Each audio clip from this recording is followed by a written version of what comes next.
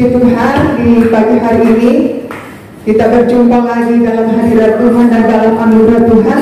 Hari ini juga tentu saya akan menyampaikan yang berhubungan dengan pelayanan dan pengorbanan. Namun Bapak Saudara, Tuhan kasih saya hikmat yang jarang sekali mungkin kita dengar, ya, lewat pemberitaan firman Tuhan. Sepasang suami istri yang jarang kita dengar mungkin dalam penyampaian firman Tuhan. Tetapi sepasang suami istri ini sangat berpengaruh sekali dalam pelayanan Injil, Bapak Saudara. Kalau boleh dikatakan, sepasang suami istri ini adalah pengusaha. Mereka sangat sibuk. Mereka bekerja keras dari pagi sampai sore atau menjelang malam. Mereka seorang pengusaha, Bapak Ibu. Tetapi ada hal yang luar biasa yang Tuhan nyatakan lewat sepasang suami istri ini di dalam Alkitab ini, kebenaran firman Tuhan yang dapat mengubah mindset kita atau cara pandang kita di hari-hari ini. Mungkin di hari-hari ini, di tengah kesibukan saudara, di tengah keletihan, di tengah keterbatasan kita, di tengah kelesuan kita sebagai manusia yang terbatas, kita akui pastinya kita akan mengalami yang namanya letih, lesu, ya, tentu tidak berat ya. Yang tentu kita akan mengalami yang namanya capek, lelah seharian bekerja. Tetapi dalam hal ini Tuhan memberikan hikmat bagaimana kita supaya kita bisa meneladani dari sepasang suami istri di tengah kesibukan mereka. Seorang pengusaha, seorang expert, ya, di bidang ahlinya itu, ya, di bidangnya maksudnya. Tapi mereka tidak melalaikan yang namanya sebuah pelayanan, Bapak Saudara. Di situ saya mendapatkan rema, wow, ternyata ini sangat berdampak sekali. Mungkin bukan buat mereka sepasang suami istri, tetapi lewat pelayanan mereka ada hasil, ada dampak, ada terobosan yang mereka lihat di kemudian hari. Ada hasilnya, Bapak Saudara. Ayo kita baca saja di dalam Kisah Para Rasul pasal 18 ayat 2 sampai 3. Sebenarnya satu perikop ini, tapi yang menjadi poin kita adalah ayat 3. Lembaga kita menulis dengan judul Paulus di Korintus. Kita baca dengan sikap hati yang menghormati Tuhan. Ayat 3. Dan karena mereka melakukan pekerjaan yang sama, dia tinggal bersama-sama dengan mereka. Mereka bekerja bersama-sama karena mereka sama-sama tukang kemah. Amin. Baik, yang menjadi poin kita pada pagi hari di ayat ketiga. Nanti kita boleh sambung di rumah, satu pasal itu kita baca di rumah, ya. Baik, Bapak Saudara. Saudara mungkin pernah, ya, mengalami yang namanya keseharian kita di tengah kesibukan. Bapak Saudara sudah capek bekerja seharian di kantor, di mana lagi, di berbagai macam kegiatan kita sebagai karyawan, sebagai pengusaha dan lain sebagainya, sebagai profesi apapun. Dari pagi sampai sore, tentu kita capek, dan satu kata yang kita mau katakan yaitu saya mau istirahat. Betul, Bapak Saudara? Di tengah kesibukan saya lelah, saya capek, aduh, pegal-pegal ini badan, pegal ini kaki seharian bekerja. Tentu yang ada di pikiran kita satu kata, saya mau istirahat di rumah. Tapi di pagi hari ini, bayangkan Bapak Saudara, seorang rasul, di sana dikatakan yang bernama Paulus, dari pagi siang hari ia bekerja membuat tenda. Kalau kita katakan tiga orang ini, Paulus, Aquila dengan Priscilla, mereka adalah expert di bidang tenda itu, ahli atau pakar, saudara. Boleh dikatakan seorang pengusaha yang sangat sibuk. Dari pagi sampai sore mereka butuh yang namanya kekuatan, mereka butuh yang namanya tenaga, keterampilan, ketekunan, bahkan kesabaran, Bapak Saudara. Saudara, di zaman itu bukan seperti di zaman sekarang membuat tenda dari terpal atau plastik, bahan plastik. Tetapi di zaman itu, Bapak Saudara, saya pelajari profil atau historisnya. Ternyata pembuatan tenda di zaman itu dari kulit binatang, dari kulit binatang kambing. Dan kulit itu, Bapak bayangkan, itu harus dibersihkan,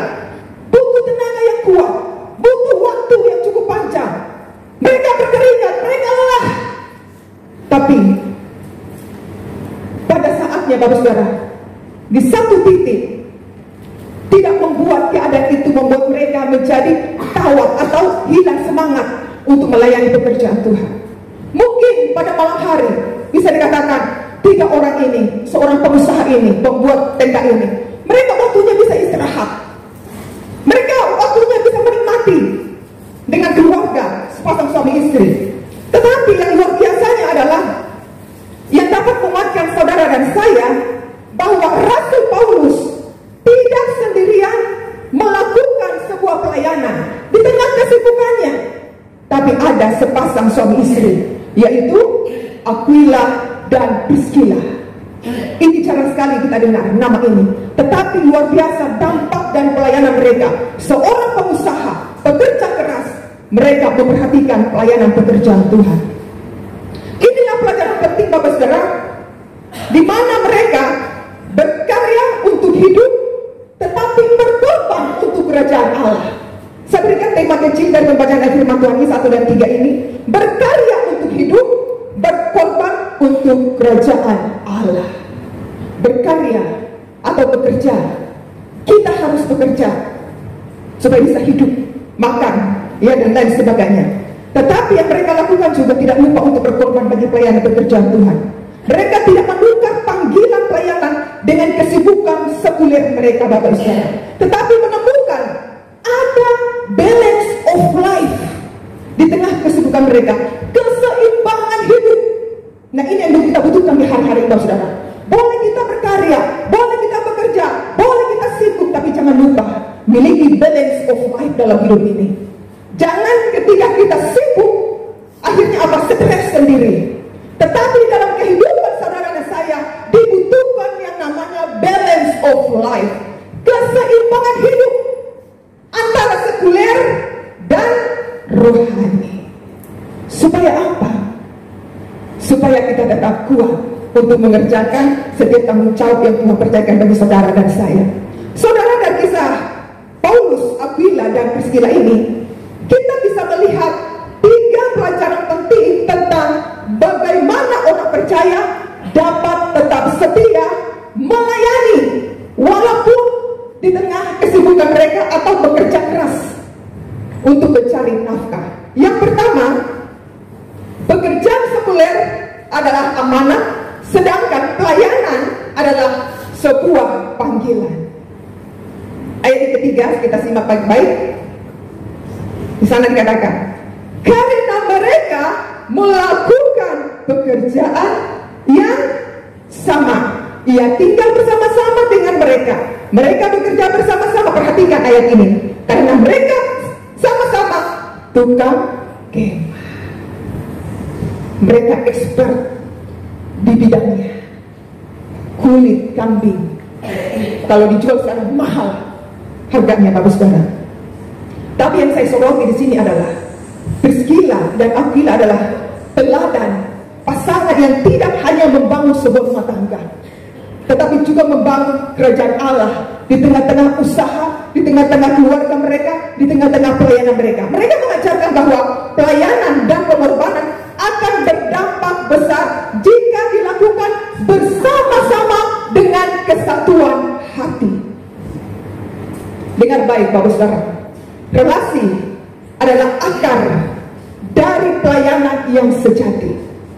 Tanpa relasi, tanpa sebuah hubungan, pelayanan tidak tahu arahnya kemana, tidak tahu tujuannya kemana. Jadi relasi adalah akar atau sebagai fondasi. Hubungan, relasi harus hubungan kita berbicara dengan hubungan dengan Tuhan, hubungan dengan sesama kita. Relasi yang sehat akan menciptakan pelayanan yang kuat, tulus, dan bertahan dalam badai atau tantangan yang ada. Jadi jangan kita kejar posisi, Bapak Saudara. Jangan kejar posisi, tetapi kita membangun sebuah relasi, hubungan. Saya katakan dengan Tuhan tentunya, terutama, dan dengan sesama kita. Karena dari sanalah Tuhan membawa sebuah terobosan untuk dalam pelayanan maupun dalam usaha pekerjaan, Bapak Saudara. Tanpa dimulai dilandaskan dengan sebuah relasi atau hubungan, tidak akan kuat.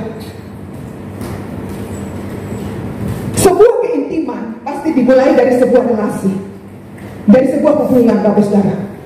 Tanpa keintiman, tanpa hubungan, sebuah keintiman tidak akan terjadi. Makanya kita perlu membangun sebuah relasi, hubungan dengan Tuhan. Maka disitulah terciptanya sebuah keintiman, baik itu di dalam komunitas, di dalam usaha saudara. Saudara mungkin seorang pengusaha.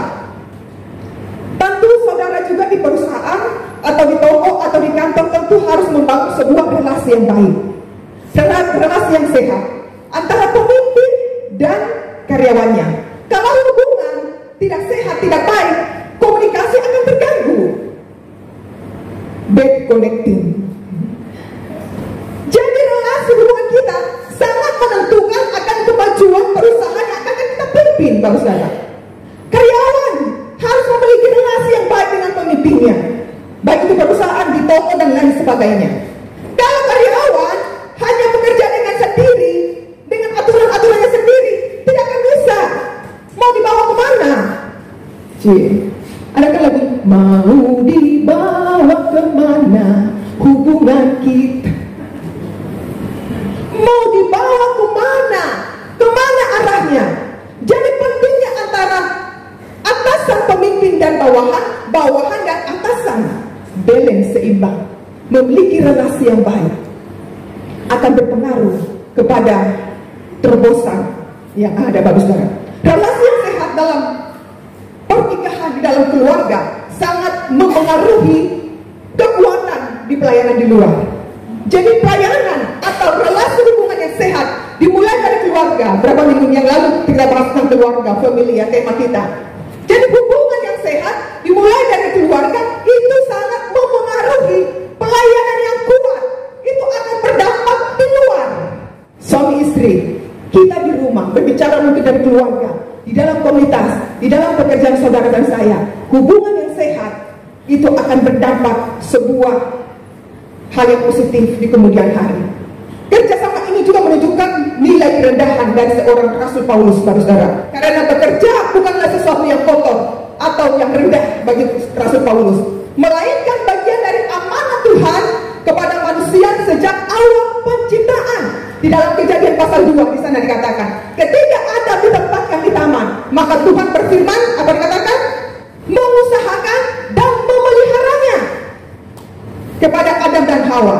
Bekerja adalah untuk sebagian ketaatan kita kepada Tuhan.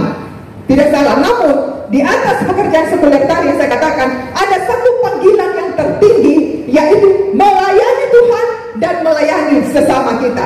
Pekerjaan sekuler memberi kita penghasilan untuk hidup, amin. Tetapi pelayanan memberi kita warisan kekal di kemudian hari. Yang setuju katakan amin. Jadi bekerja bukan berarti kita berhenti melayani, amin. Kita mencari nafkah untuk hidup, tapi tujuan hidup kita adalah melayani Raja di atas segala raja. Karena kita di dunia ini ada time limitnya, Bapak Saudara. Ada batasnya. Tidak selama-lamanya kita hidup di dunia ini. Yang kedua, kesibukan bukan alasan untuk tidak melayani. Kalau kita sudah mengerti bahwa pekerjaan sekuler adalah amanat bagi Tuhan, maka kita juga harus ingat jangan sampai pekerjaan itu menjadi alasan kita dan berhenti untuk melayani, Bapak Saudara. Itulah yang kita pelajari di poin yang kedua. Paulus bekerja bersama-sama dengan mereka, dengan Aquila, dengan Priscilla tadi, juga membimbing anak rohani mereka. Siapa itu? Yang pada akhirnya hasil dari pemuritan mereka, pada akhirnya Tuhan panggil dia seorang penginjil yang luar biasa, yang sangat berdampak, yaitu Apolos. Ini mereka hasil dari pemuritan dari Paulus, Aquila, dan Priscilla. Apolos, saudara, salah satu alasan yang paling sering kita dengar saat mengajak mungkin seseorang terlibat dalam pelayanan, alasan mereka adalah yang pertama, saya sibuk. Mungkin yang kedua, ya waktunya nggak ada. Mungkin yang ketiga, belum waktunya. Ya kan, yang sering kita dengar, Bapak Saudara. Tapi kalau kita jujur, hampir semua orang sibuk. Siapa sih yang sibuk? Semua pasti sibuk. Saudara punya aktivitas sendiri-sendiri sesuai dengan profesi Bapak Saudara. Mungkin ada ibu rumah tangga dan lain sebagainya. Kita semua sibuk, bekerja siang, hari membuat tenda seperti Rasul Paulus dan Aquila dengan Priscilla, Bapak Saudara. Tetapi tetap meluangkan waktu dan mengajar firman di rumah-rumah dan membimbing orang yang baru percaya. Aquila dengan Priscilla ini profilnya adalah mereka adalah seorang Yahudi, tetapi mereka orang Yahudi tetapi yang sudah percaya kepada Kristus.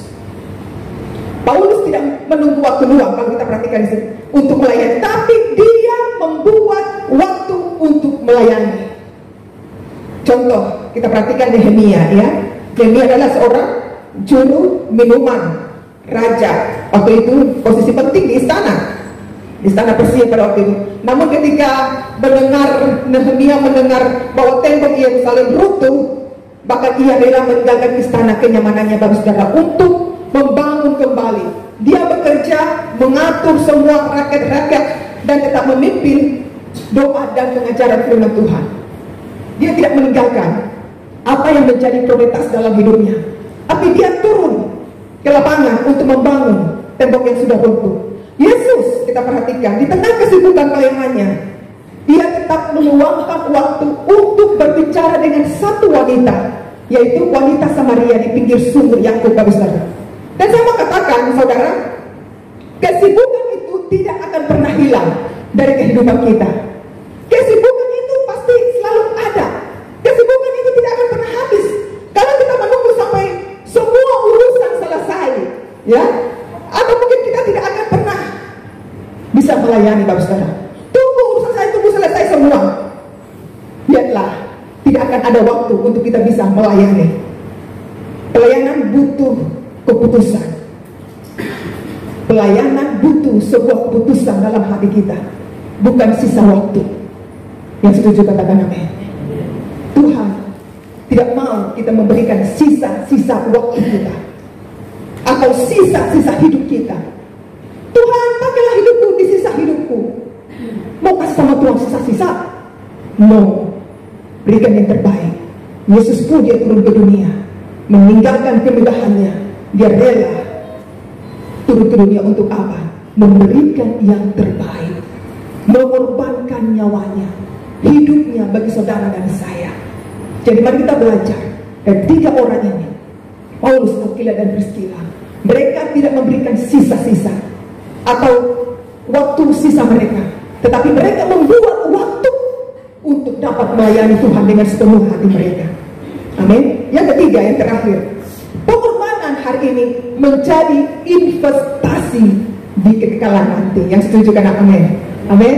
Pengorbanan saudara dan saya hari ini akan menjadi investasi di dalam kekekalan nanti. Dan inilah alasannya saudara, mengapa kita mengorbankan waktu dan tenaga untuk pelayanan.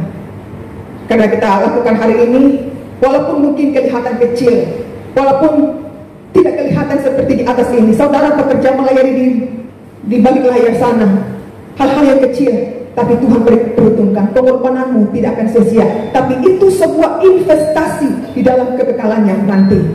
Mungkin kelihatan kecil, saudara, dalam pelayanan, hanya hasil, kolektan, atau berbagai LCD dan lain sebagainya. Tetapi dimulai dari hal yang kecil, akan menghasilkan buah yang besar di kemudian hari.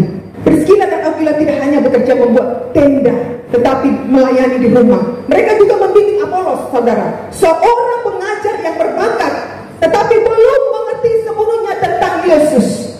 Jadi bisa dikatakan Apolos ini, yang tadinya dia belum sungguh-sungguh menangis, hanya sekedar tahu, belum mengenal Yesus secara pribadi dalam hidupnya.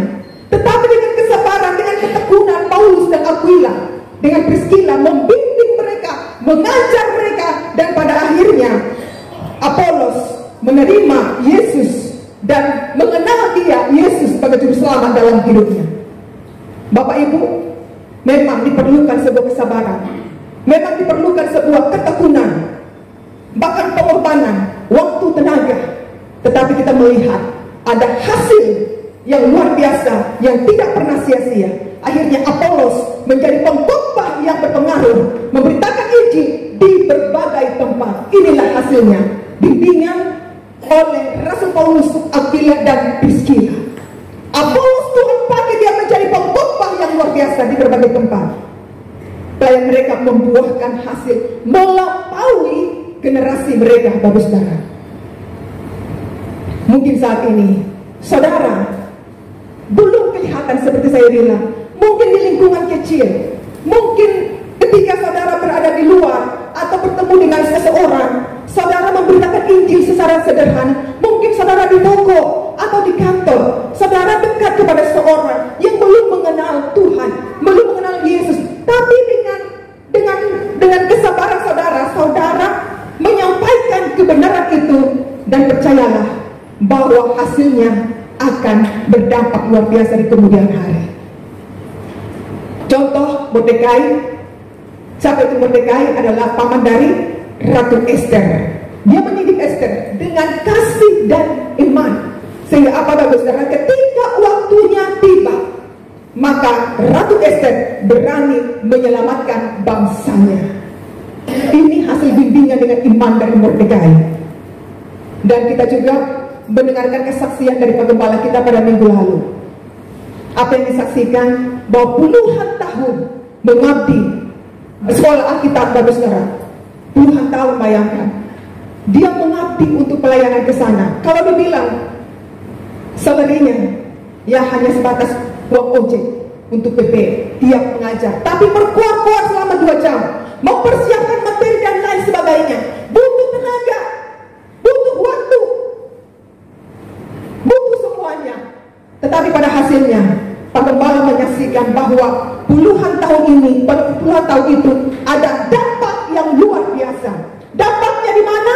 Mungkin dampaknya bukan ke Pak Gembala atau ke kami, tetapi ada dampak kepada generasi-generasi yang dia tabur tidak akan kembali sia-sia.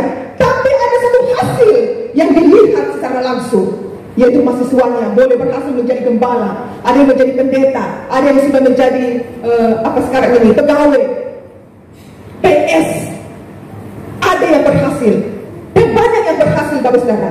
Mungkin saya mau katakan saat ini, pengorbanan saudara tidak terlihat.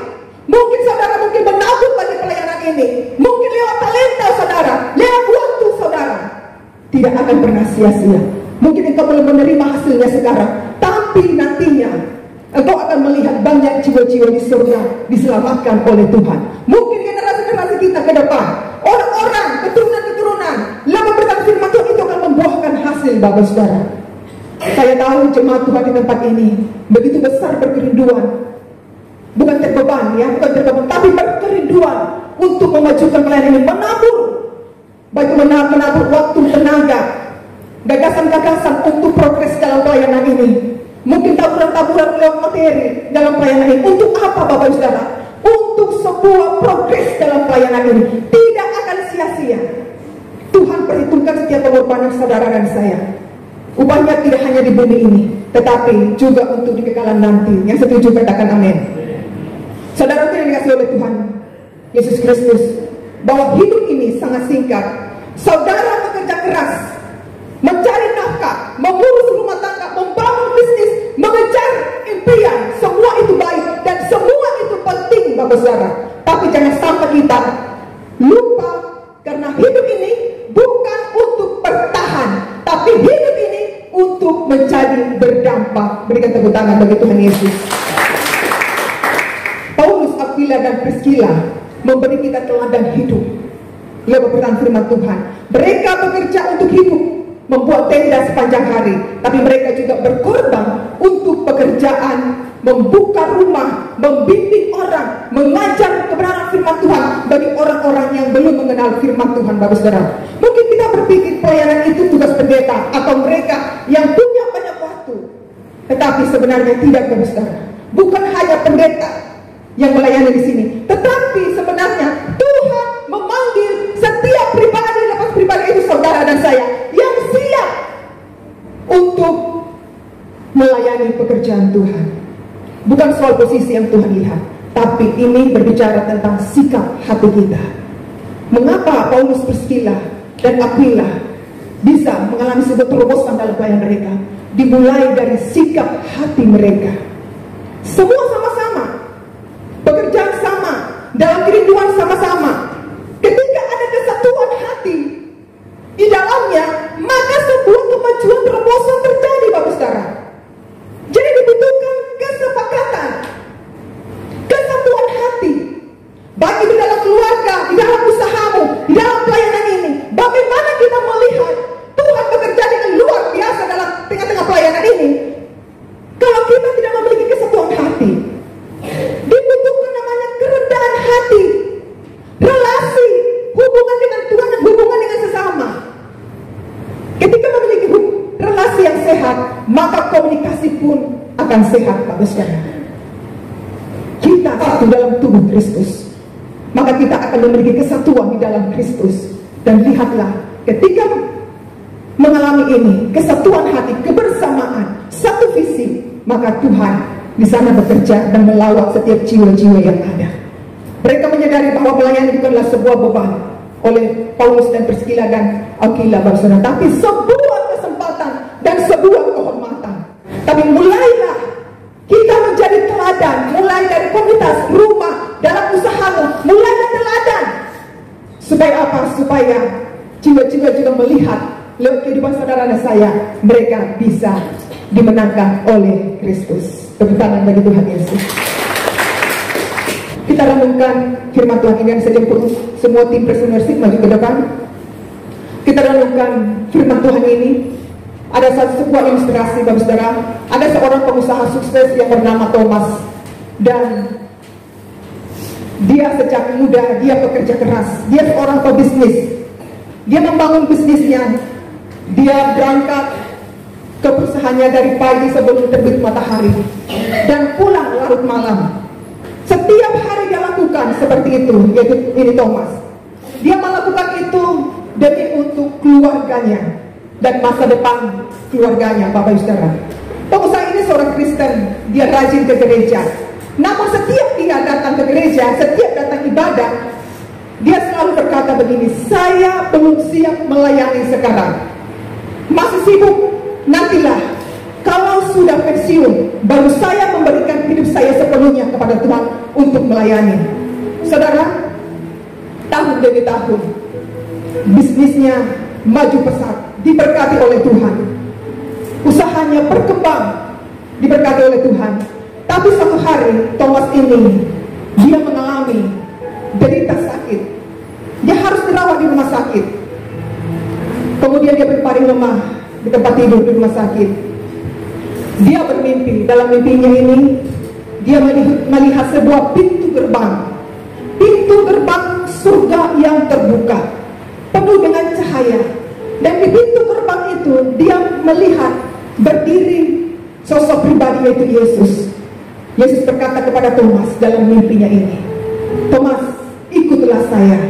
Saya akan membawa engkau berkeliling di tempat ini. Maka Thomas mengikut Yesus dalam mimpi ini. Tuhan mengajaknya berkeliling. Mereka sampai di sebuah ruangan besar. Dan di ruangan itu penuh dengan kursi-kursi. Tapi ada satu kursi yang indah, yang menarik perhatian Thomas. Dia bertanya kepada Yesus, demikian, Tuhan, ada kursi yang kosong, itu untuk siapa? Lalu Yesus menjawab Thomas, itu kursi yang kosong disiapkan untukmu melayani nanti. Bangku disiapkan untuk melayani, kata Yesus kepada Thomas. Lalu Thomas langsung terdiam sejenak dalam mimpinya. Dia merenung. Ternyata selama dia hidup di dunia, selama dia sehat, selama dia kuat, dia tidak mau memberi waktu untuk melayani pekerjaan Tuhan. Tetapi Yesus berkata kepada Thomas, Thomas, sedikit saja waktumu untuk saya dan melayani. Engkau akan duduk di kursi itu, di kursi yang indah itu. Dan Thomas akhirnya terjaga dari mimpinya. Lalu dia berkata kepada keluarganya, demikian dia berkata begini, saya sehat, saya kuat nanti, saya akan melayani dengan segenap hati saya. Saya akan melayani Tuhan. Ini waktunya. Saya akan memberikan waktu untuk melayani sepenuhnya kepada Tuhan. Dan pada akhirnya Bapak Saudara, karena Yesus tahu hati Thomas ini, maka dia sembuh dari sakitnya. Tuhan memberikan dia waktu untuk melayani seperti yang dimimpikan itu, bahwa kursi yang indah itu Tuhan sediakan bagi Thomas untuk melayani dan melihat setiap jiwa-jiwa yang ada di depannya sedang menunggu pelayanan dari Thomas ini. Saudaraku, mari kita renungkan sejenak. Jangan sampai kita memiliki bangku yang kosong nantinya di surga. Mungkin kita berkata, saat ini selama kita di dunia, saya sibuk Tuhan, saya memiliki keterbatasan, saya tidak ada waktu untuk melayani. Tapi dengar baik, luangkan waktu sesibuk apapun untuk dapat melayani, baik di komunitasmu, di dalam pekerjaanmu, dalam rumah tanggamu, dimanapun Tuhan utus. Melayanilah dengan sungguh-sungguh. Hari ini kita ambil sebuah keputusan, tetap bekerja dengan rajin dan setia, tetapi jangan lupa melayani Tuhan dengan yang kita punya, talenta yang Tuhan kasih buat hidupmu, waktu mungkin, tenaga, dan hatimu kepada Tuhan. Itu yang Tuhan mau. Karena satu-satunya penyesalan di surga bukanlah apa yang kita miliki di dunia ini, bukan apa yang kita kumpulkan selama kita hidup di dunia ini, tetapi apa yang sudah kita buat bagi Tuhan, yaitu kesempatan untuk melayani Tuhan. Dan kita ambil saat ini, kita masih bisa sehat, kita masih kuat, kita melayani Tuhan. Tepuk tangan bagi Tuhan Yesus. Terima kasih Tuhan. Ya.